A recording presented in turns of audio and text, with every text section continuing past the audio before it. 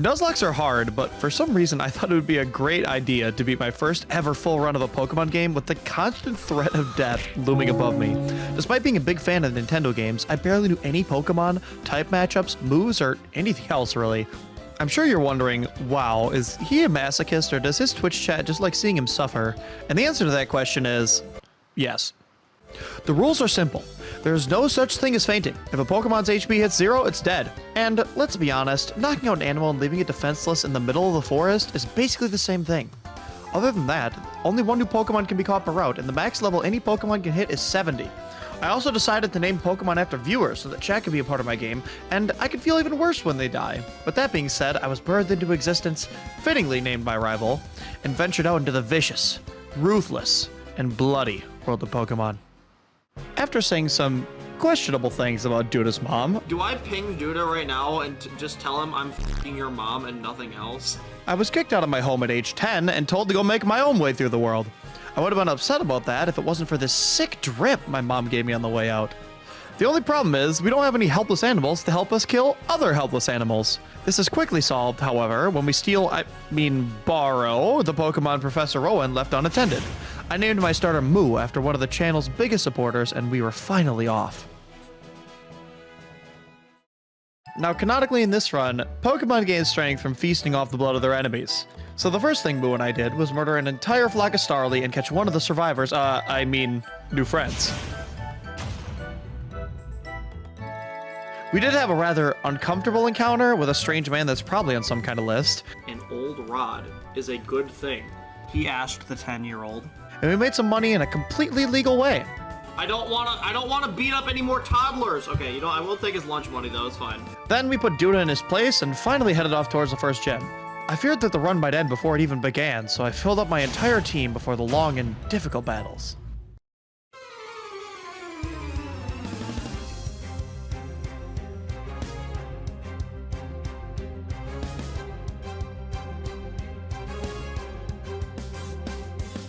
Moo is going to carry. Moo is going to literally carry us through this entire gym.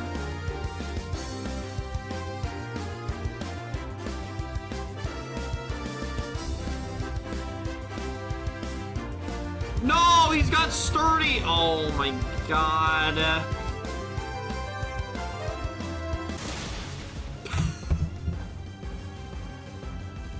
All right. Yeah, so the first gym was kind of a pushover. I quickly learned that grass moves destroyed rock-type enemies. Literally. Moo and I soon became best friends as I watched them tear through everything Rourke had ever loved. Now, I'd been told by many friends and viewers that Diamond was one of the hardest games to Nuzlocke, and honestly, I just didn't see it. I was power drunk and bloodthirsty. I began to think that Pokemon was an easy baby game. It's easy to forget that you're mortal when you command strength, after all. I was blinded by my hubris, and I would soon pay dearly for my mistake. I decided to catch some more Pokemon since so many viewers wanted to be a part of the team. I started to have to make decisions about who would make the cut and who would sit on the bench. This carried a certain level of risk and reward, and everyone was conflicted. You see, if you sit in the box, then you're guaranteed to survive. However, it means you won't level up and it'll be less likely that you get added to the team later. Some viewers were certainly more eager to join than others. As we were exploring and looking for the second gym, we got a good look at the baddies of this game. And no, not that kind of baddie. Team Galactic. Seriously though, I don't know how Team Galactic stays in business when they have required bowl cuts. Who in their right mind would join up when they see that on the application form? I don't know, maybe that's what's in the fine print and all those agreements that no one ever reads. I don't know. In any case, I was riding high and out for blood. I saw that a group of galactic grunts were holed up in a power plant, and I decided to turn their Pokemon into my personal punching bags. It was all going smoothly until I met the first real threat of the run, the Team Galactic Commander.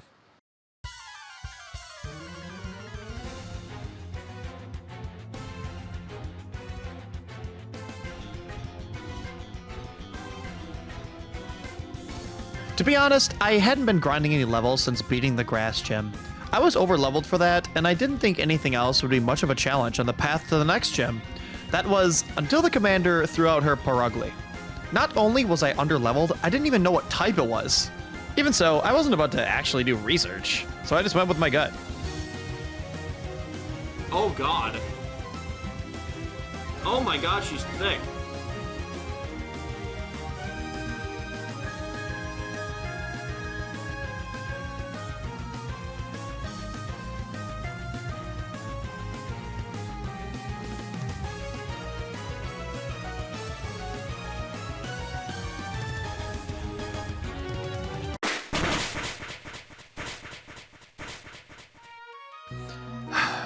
Death changes you. Not experiencing it, but witnessing it. Knowing that not only did a friend die, but it was your fault. It was my fault. Jacob had saved the rest of the team from dying, sure, but he couldn't bring back what was already gone. We held a funeral for the dearly departed, and I finally began to understand the consequences of my hasty, poorly informed decisions. I resolved to never let it happen again. My team needed to be stronger. We all strapped on some workout weights and fought until the pain in our bodies outweighed the pain in our hearts. Another comrade would never fall again.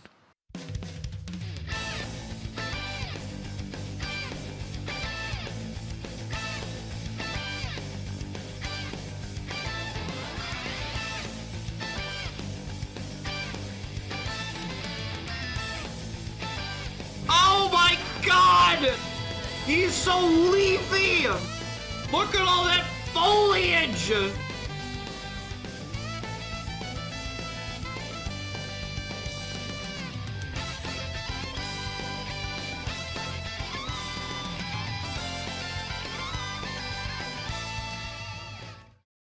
We had definitely become stronger. We had found new friends, and Moo had become even thicker than ever before. I felt ready. Scarred from battle, I approached the second gym determined to protect my friends. But when is anything ever that easy? This will be fun. Let's have our battle. Okay, let's go. Go on, Morrow! My plan was to reigns. Dude, why is she sitting back there doing this? Me looking for your skill at training Pokemon? This shouldn't do that much. Well, I just want to be safe. Okay, it's a good thing I healed. Okay. It's a good thing that I healed. Now, as long as it doesn't crit, I can tank another one of those, right? Pretty sure I can take another one of those. Stop using Grass Knot! It critted!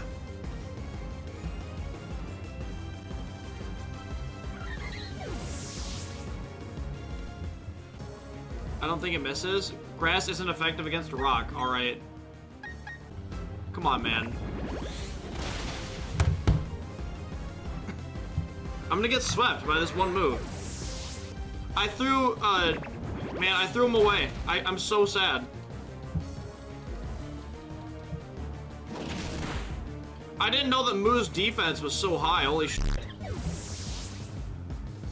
Oh my god. Despite our careful preparation, 2 brave soldiers had still fallen.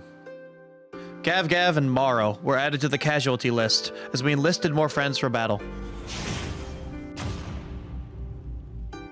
Even though I had definitely made some rookie mistakes, the chat and I had really started to become attached to all the Pokemon on the team. Moo was the irreplaceable starter, Jacob was a cute little lightning cat with crazy attack power, and Danger was a bat, I guess. I was more afraid than ever of losing a treasured friend, so I once again sacrificed some wild Pokemon to the team's endless hunger before going back to storm the Team Galactic base and defeat the Second's commander.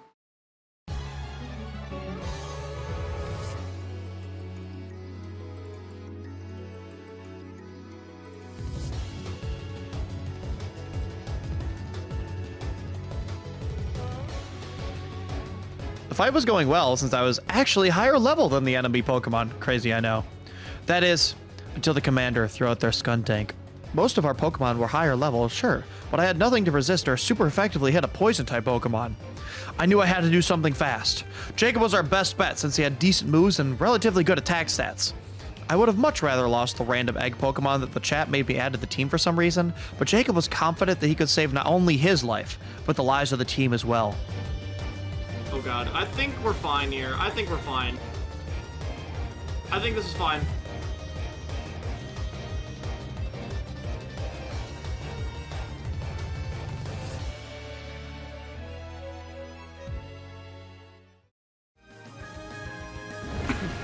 This game becomes a lot harder when you're trying to not let anyone die. You're good? Yeah. Alright, let's go. Ah!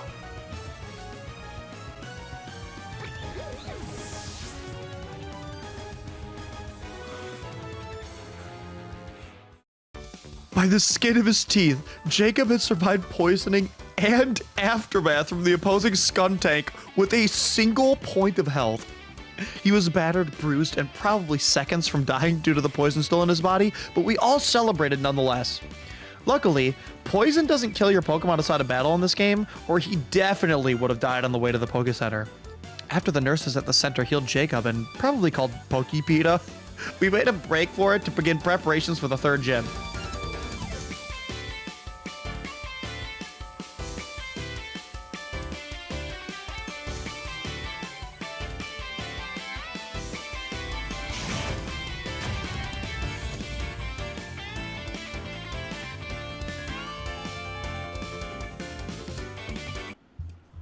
What? Dude. Oh! Got a whole ass ecosystem on your back! Oh my god. I found one of my new favorite Pokemon. I had always known that the starter Pokemon were good. I mean, they're specifically designed in most games to be special, but Moo was really something else. Their final evolution had made them a walking tank that most opponents in the game couldn't even touch. I was absolutely in love with Torterra. As we were exploring, we came across the Lost Tower. It was a Pokemon cemetery where the lost souls of fallen Pokemon roamed free. Yeah, Moo tore through all the ghosts with no problem.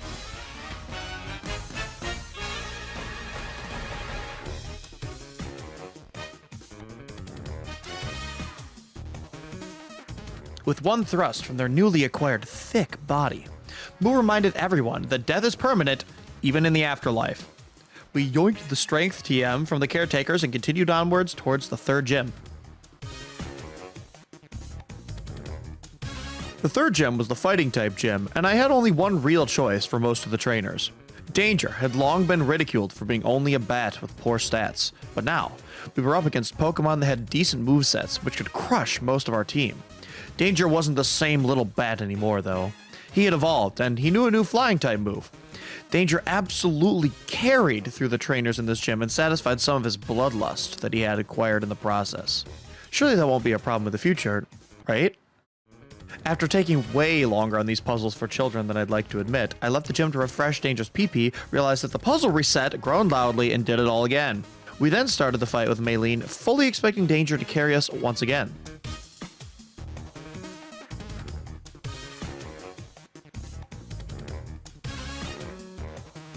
Behold, furry bait! While Danger had indeed grown stronger and earned the team's respect, he was no match for a Lucario with Metal Claw. A single crit would do to his health bar what not liking the video and subscribing does to my sanity. Since I couldn't rely on Danger for the Lucario, I once again decided to put all my chips on Moo and their thick defense stat.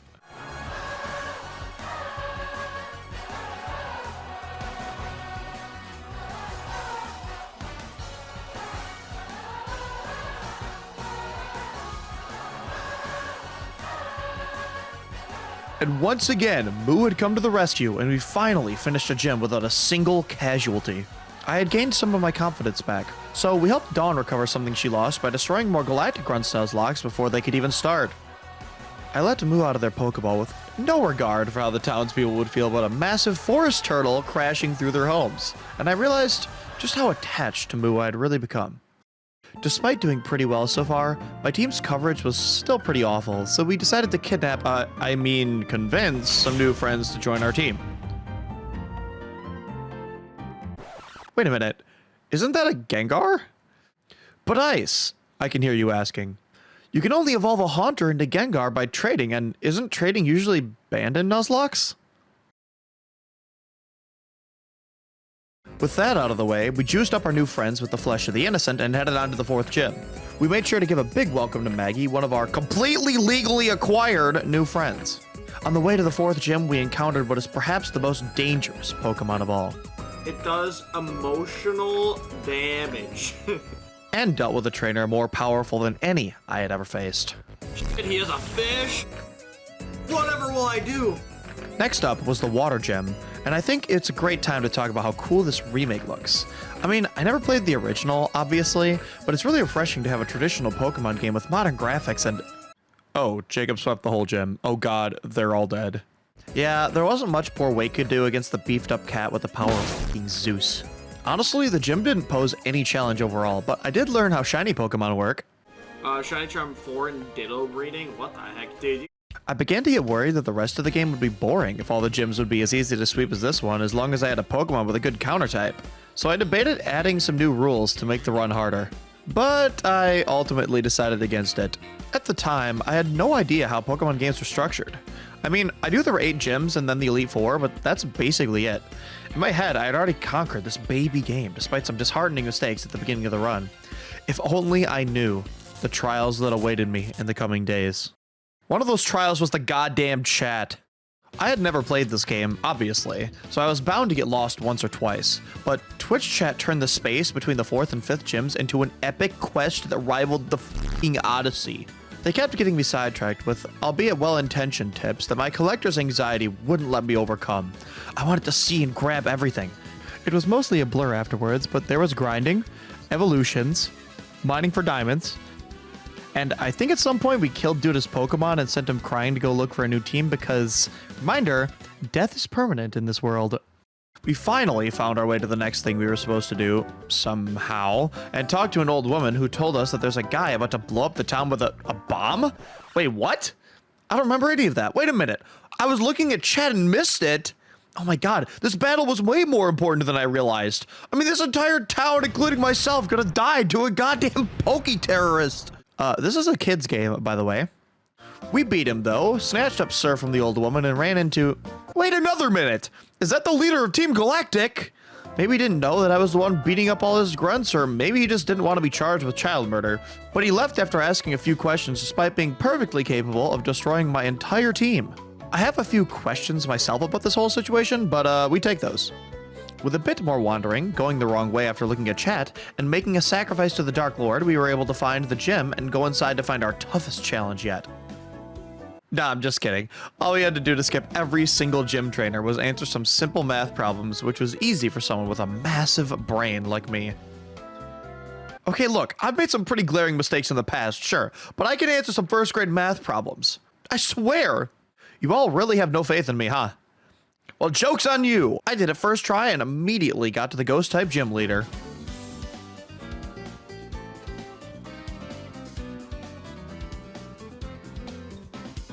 Yes! Oh my god, that Gengar's gone.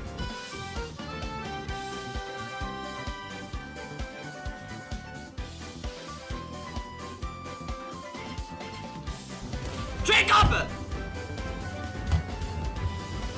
Jacob, why would you do that, man? Why would you do that? I can't... You really just hit yourself in the face, dude? Why would you do that?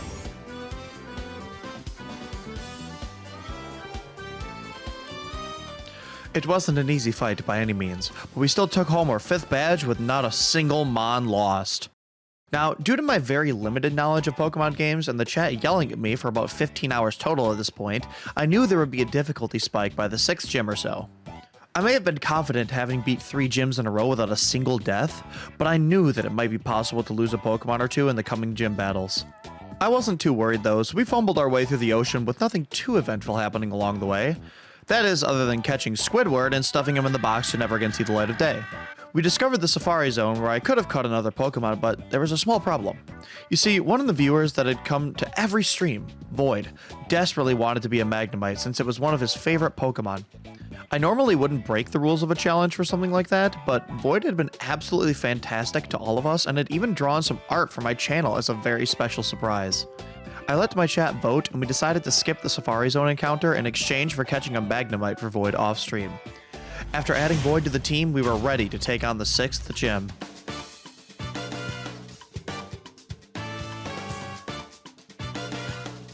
Suck.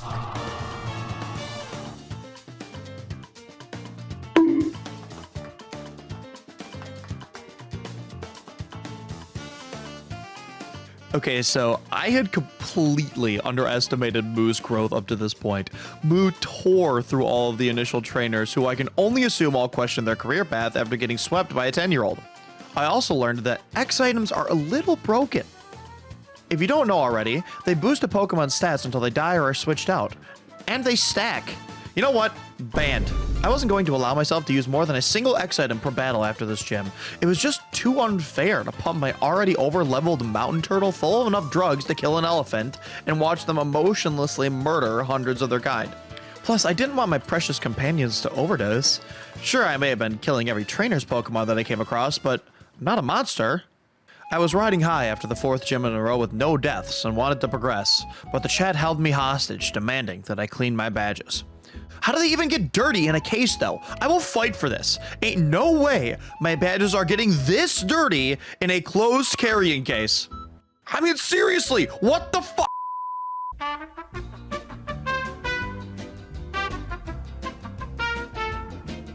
How do they, dude, they're in a case. How do they even get this dirty? God, my arm is getting hard from, my arm is getting sore from rubbing so hard. God. I know how this looks, but it's not what you think. I swear.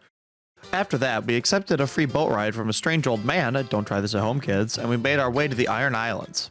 As per usual, it was time for a new Pokemon for the new area. We may have lost Gav-Gav at the beginning of the run, but we finally had a chance to make it right. We voted and decided that we would bring this Graveler home and name it Gav-Gav-Gav, in honor of our fallen comrade. Don't you dare. Don't. You motherfucker! Oh my god! Or it could just use self-destruct. Welcome to the team, Gav, Gav, Gav, Gav. I caught a useless fish that I promptly named after one of my IRL friends, bullied some working-class miners, and helped out Riley to get a Pokemon egg. Thanks for the omelet, bro. I wanted some fish to go with my omelet, so I went to catch some Magikarp. Oh my god, they're all dead. I was pissed at Team Galactic for ruining the local ecosystem and, more importantly, my lunch. So I destroyed all their Pokemon before coming after them individually. Kinda reminds me of another character that commits war crimes over lost food. We happened to find the final commander of Team Galactic that we hadn't already stomped. The entire chat roasted him. Moo looked down at his corpse, and we all wondered what the point of that was. I didn't even get my omelet. Wow. Thanks for nothing. Moo was still thirsty for blood, though, so we decided to chase the Galactic members all the way to Lake Verity, where... We'd finally caught up to them and encountered Commander Mars. She was definitely stronger than the last time we fought her. She had somehow caught new Pokemon and trained them to be even stronger than her previous team after we killed them all last time. She was truly a fearsome trainer. Despite her strength, Moo was stronger and took revenge for our fallen comrades the last time we battled. People say revenge doesn't make you feel better, but I'll be honest, this victory was sweet. With Team Galactic significantly squashed, we were able to move on towards the Ice-type gym. As the temperature dropped and snow began to fall, the pit in my stomach grew heavier. Despite my limited knowledge of Pokemon games, I knew that every Ice-type move would likely defeat Moo immediately, due to their two types, Grass and Ground, both being weak to Ice. That means the Ice-type moves would deal 4 times normal damage to our team's carry. To deal with the severe type disadvantage to our starter, I did something that I hadn't done up to this point in the entire run.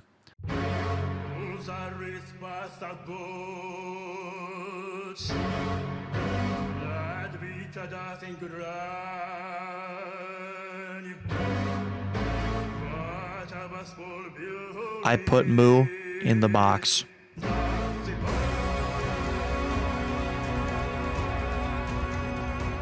I could tell that they were confused and a bit betrayed, but it was for their own good. Despite how much it hurt, I knew that I needed to keep Moo safe. I also wanted to give Void his first chance to shine and hopefully carry the team, especially since his Steel type is resistant to and super effective against Ice. We took a slight detour to evolve Void, which is way more complicated and took way longer than it needed to be, by the way, before going to take on the Ice Gym. A few ice puzzles and insignificant trainers later, we were face to face with Gym Leader Candace.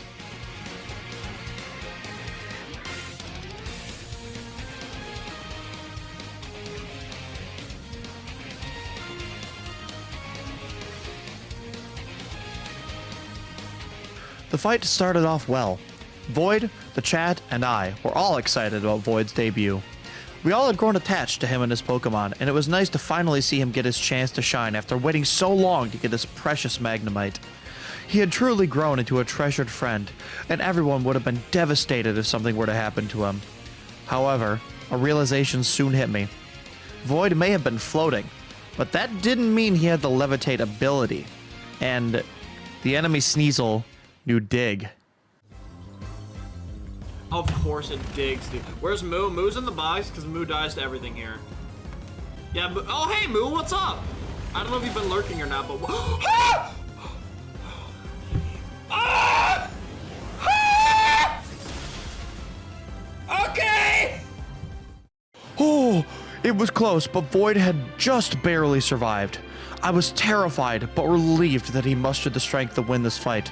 For now, I would just put him in the back of the team to rest until the end of the fight. Imagine that crits, dude. No! No! Oh my! In that moment, I truly understood. I understood the pain of a Nuzlocke, and why they're considered by many to be difficult Pokemon challenges. Void had fallen. A friend had fallen. We were devastated, and we were shaken, but we had to finish the fight. There was no time to mourn. We were in the heat of combat, and if we couldn't pull through, then it would mean the end of all of us, not just Void. We couldn't let his death be in vain.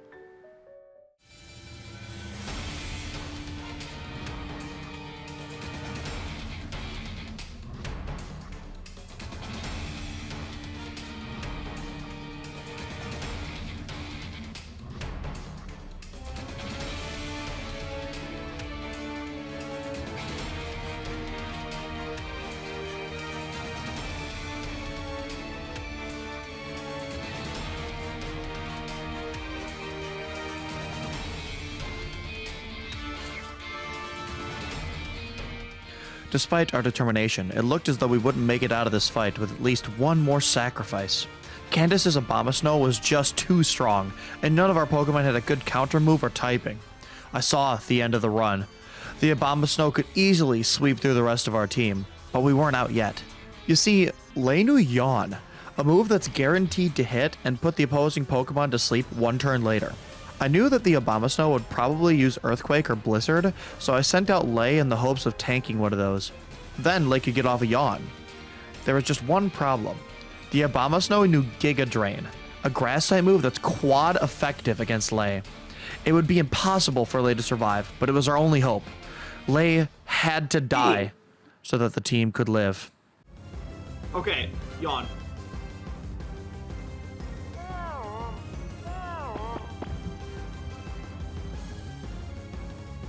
What?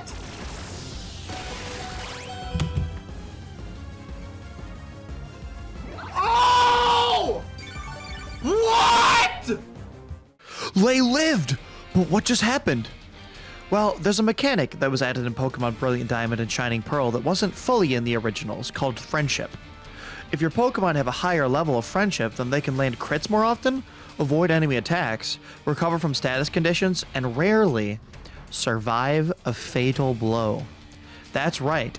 Lei had survived a fatal blow with nothing but sheer determination and the power of friendship. From there, we threw a useless fish into an active combat zone to buy some time, and followed up with a Maggie once the hulking murder machine fell asleep. The fight wasn't over though. If the Abomasnow woke up before we could finish it off, then we would be right back where we started. Lei laid the groundwork, but we needed Maggie to clean up.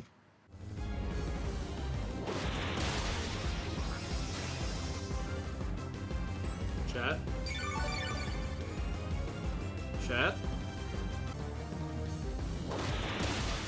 Crit!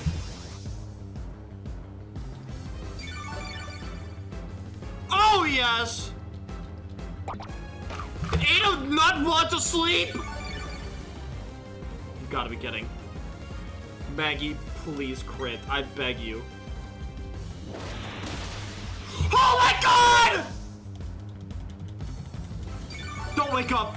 Don't wake up! Maggie's fully healed. I woke up. It woke up. Okay, okay, okay. Ah! Ah! It seemed like all hope was lost, but Maggie wasn't done yet. Drink it, Maggie. Okay, keep drinking. Keep drinking. Dude, no way. That's 4 or 5? Oh! Oh, Earthquake was disabled! Oh my god! Oh my god, it was disabled. Maggie! Holy shit! We did it! Drink the chalky milk! Oh my god. We had done it. It was a long and painful battle, but we had somehow pulled through. Half the team was gone, and the other half probably had some kind of severe injury, but we had survived our hardest battle yet.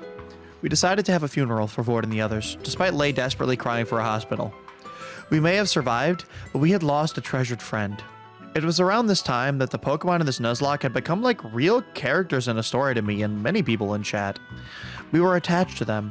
We got happy when they succeeded, sad when they failed, and we mourned for their deaths. This was the last time that I was going to let my hubris and conceit be the cause of a friend's death.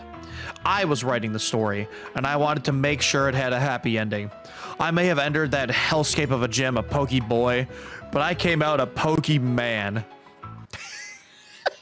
That's so stupid. I can't believe I wrote that. It was at this point that I realized something. Things weren't supposed to be this way. Lives weren't supposed to end like this. After a moment of contemplation, we all came to a realization. The Nuzlocke that we were trapped in was a curse that we needed to end. But how would we do that? Well, who has the power to cast a curse like that on the entire region? It could only be one person. The most powerful person in the entire region, the Pokemon League champion. We had already planned on becoming champion, but now it was more than a hope. We needed to beat the champion to end this curse so none of our friends would ever suffer because of it again. With an extra weight in our hearts and a new goal ahead of us, we set out to find our way once again. We came across Duda, who had just been beat by a Team Galactic commander, surprise surprise, before going to stock up on supplies for the coming battles. We ran into yet another Galactic grunt, and you know what? They're annoying at best and downright incompetent at worst. I've had enough. The team needed to blow off some steam, and it was a casual Friday. Okay, let's take down an entire criminal organization.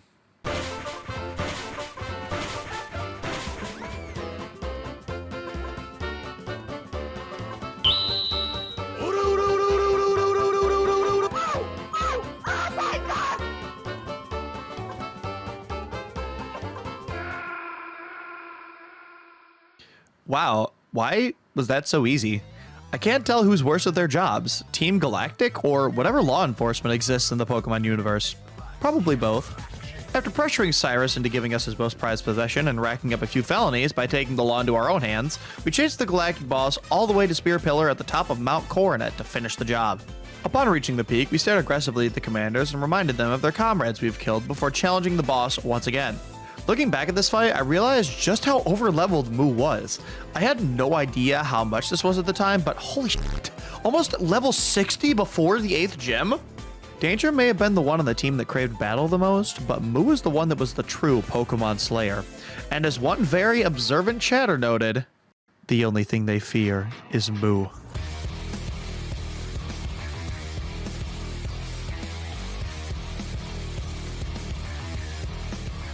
Despite Moo being the best choice for the entire fight, Danger's bloodlust couldn't be contained, so he forced himself out of the battlefield.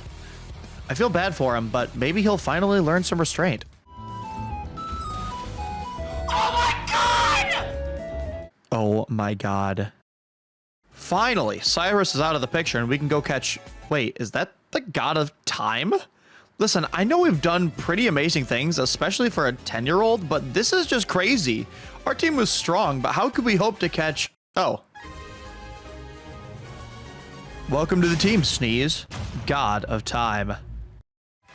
With Team Galactic defeated and God on my side, literally, there was only one hurdle left before we could challenge the champion and end this curse once and for all. The Electric-type gym stood in our way, the 8th and final gym. Honestly, the Electric-type trainers were no match for Moo, who was still overleveled and half ground-type. The gym itself, on the other hand, I don't want to talk about it.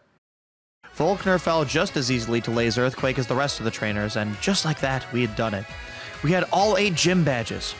All that was left was the Elite Four and the champion. We decided to catch as many Pokemon as we could to fill up the rest of the team. Before heading to Victory Road, we had one final Pokemon that we could catch in an area that I hadn't been. The chat told me about how good Gibble was, so we set out with the hope of finding one. As we began searching for the cave where Gibble could spawn, I realized something incredible. All of the active chatters in my stream that day had a Pokemon either on the team or in the box, but this Gibble needed a soul. How would it fight without a will of its own? It was then that the chat taught me the dark secrets of reincarnation. With this newfound power, we reached into the abyss and managed to pull Void from it. He was back. Smaller and weaker, yes, but he was back. He needed training before the Elite Four fights, so Lei offered to take Void on as an apprentice. Through a combination of murdering other children's pets, dark magic, and probably illegal drugs, Void and the rest of the team were trained up just in time for our entry to the Elite Four. Oh, hey Duda. Nice. It was finally time. After blood, sweat, and tears, we had finally made it. We were far from out of the woods yet, though. We knew that these battles would take everything we had to not only win, but also have all our friends survive. Even so, we decided to say our goodbyes before going into the fights in case the worst should happen. I knew that it was unrealistic to think there wouldn't be a single casualty, but I also believed in my skills, and I believed in our team. We had been hardened by battle experience, and I knew that if any team could do the impossible, it was this one. First up was Aaron, a bug-type specialist. Unlike most battles, I was taking these seriously. I had researched the trainers and had a strategy ready. Aaron must have been intimidated by us leading with the God of Time because he immediately countered with his Heracross. Normally, this wouldn't be a problem for Mini Void, who we responded with, but the Heracross had a Flame Orb, which gives the holder a burn status effect, and the ability Guts, which boosts the attack stat when afflicted with a status condition. Despite Mini Void being 10 levels higher than the opposing Heracross, he was backed into a corner. We couldn't swap, and we couldn't attack. All we could do was stall and wait for a miracle. And there it was. Facade missed, and Mini Void was safe. I decided to set up with Double Team, which increased the chances of attacks missing Mini Void to make sure that he stayed safe. Unfortunately, Aaron's next Pokemon, Beautifly, knew Quiver Dance, which buffed special attack, special defense, and speed. Before we knew it, it had set up multiple Quiver Dances. All we could do now was hope that the Double Team caused it to miss a few times. It's gonna miss. It didn't miss. Despite our nearly max evasion boost, the Beautifly managed to hit Mini Void. Even though Bug Buzz wasn't very effective against Mini Void, he couldn't stand up to a +6 special attack boost.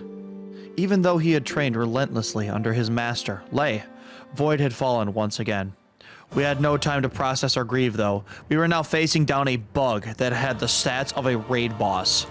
Regardless of which Pokemon I threw out, that bug had enough power stored up to kill each one of my friends in one hit and end our run. I knew that Jacob was my best bet due to his decent speed and super effective electric moves. Lei was distraught at the loss of his apprentice and wanted revenge, but I knew I had to do what was best for the team, so I threw Jacob into the fray.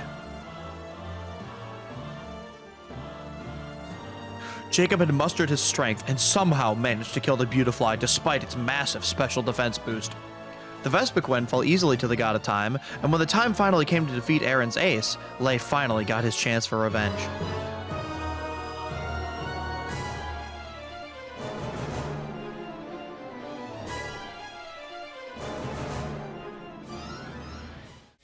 It was close, but Lei had avenged Void.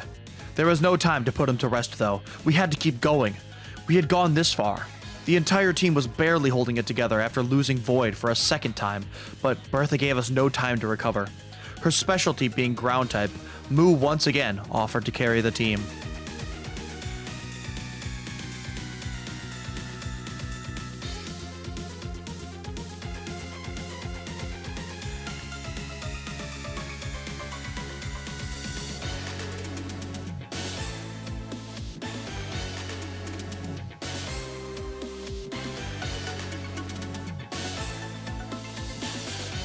Yeah, so literally every Pokemon on Bertha's team was weak to Grass-type moves. All Moo had to do was Giga Drain and watch them all go down, giving the team a much-needed break. We had our free pass, but the next fight wouldn't be nearly as easy.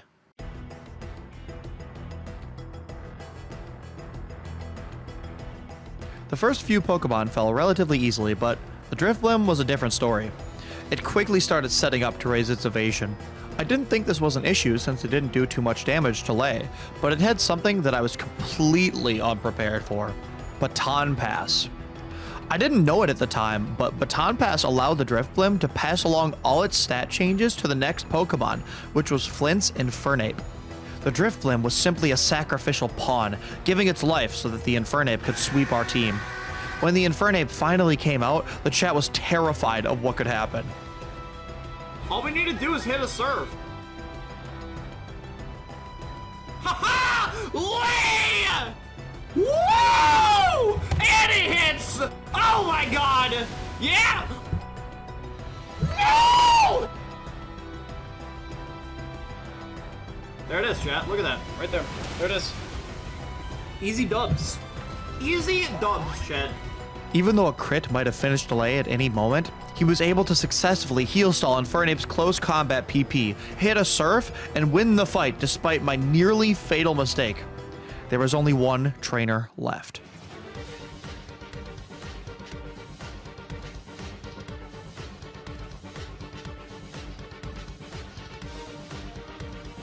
It seemed impossible, but the Titan, Moo, was taking huge amounts of damage. They took out the first two Pokemon, but Moo needed to rest. A death here would virtually guarantee a loss in the champion fight. Lei was tanky and level 69. Nice. So we sent him out to spam Surf on the Medicham. Oh, we go fat. We go first. Let's go. That's not great. That's not fantastic.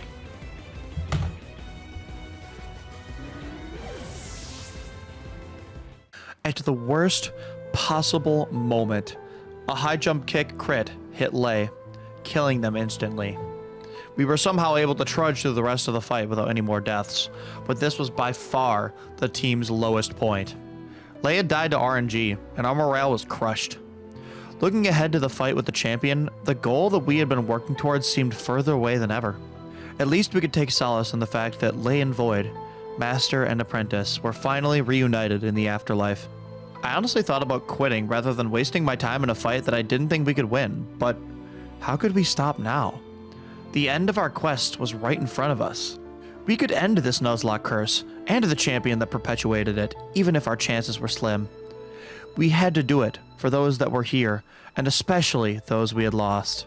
It was now or never. We moved forward, ready to give it everything we had. Hello, Champion Cynthia.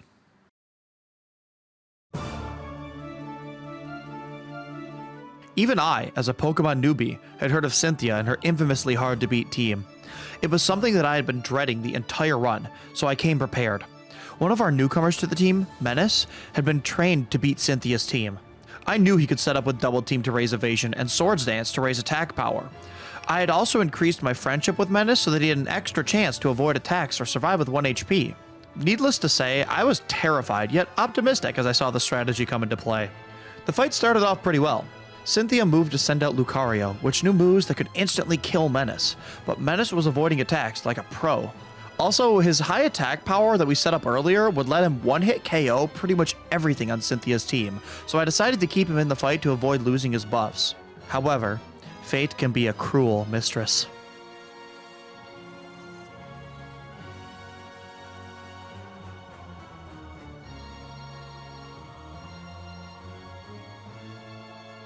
I had put all my chips on evasion strats. What I didn't realize was that Aura Sphere never misses, regardless of accuracy. My plan may have been shattered sooner than I could have expected, but we weren't out of the fight just yet. It was tough, but we were able to whittle Cynthia down to her last Pokemon through extremely careful play. And Moo being quite effective against Gastrodon. Cynthia was backed into a corner. Sneeze, the god of time, had been the only reason we were able to beat her Roserade. So, Cynthia responded with a god of her own. I had a solid plan. Sneeze would use Roar of Time, which would most likely defeat the Garchomp, or at least severely damage it before Sneeze went down. I figured Sneeze would be able to move first with his beefy legendary stats, but...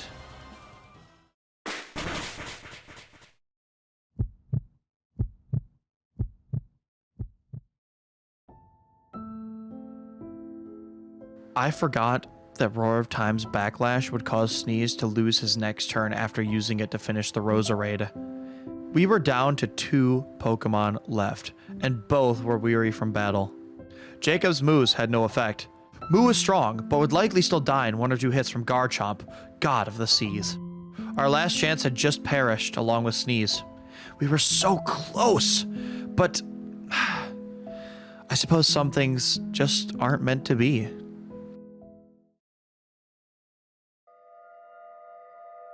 Wait, what's that?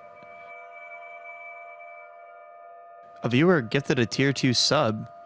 I had almost forgotten. The sub revive clause! At the beginning of the run, I was worried that it would be too difficult for my first Pokemon game, so I implemented a special rule where a gifted tier 2 sub could earn a divine blessing from Arceus themselves to bring life back to a single Pokemon, 1 time. It hadn't been used for the entire run, so I forgot about it, but we might just have a chance. We had to sacrifice Jacob to buy some time for the miracle to take effect, but finally, with a touch from Arceus, Sneeze was granted new life. The battle was far from a guaranteed win, though. Sneeze could still be taken out by Garchomp's Earthquake, and Garchomp was faster.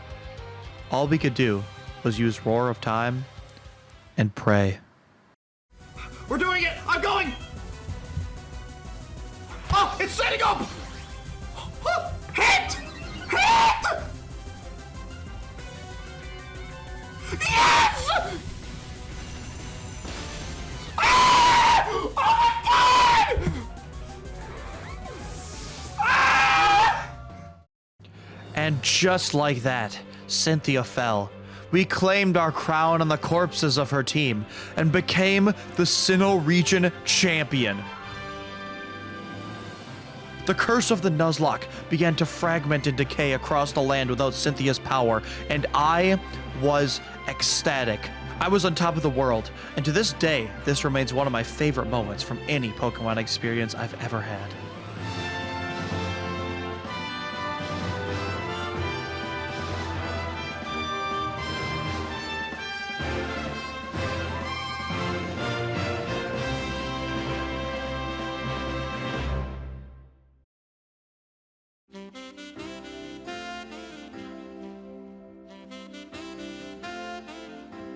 Despite my immediate burst of joy, there was something that couldn't be overlooked. Something that I realized was all too real. We may have defeated Cynthia, but it cost us nearly all of our team. Our friends that we had met on this journey. Even Sneeze faded away as the miracle from Arceus wore off, and I was left with the sole survivor, Moo. I had to question, was it worth it? We had saved others from this fate, but most that we had fought to protect was gone. It took a while, but I think I came to realize that it's what they would have wanted. Even though our time together was short, it was a wild ride. I had some of the most fun in my life. I laughed, and yes, I cried. The journey was coming to a close, but there was one thing that I still had to do. Let's honor our fallen friends together.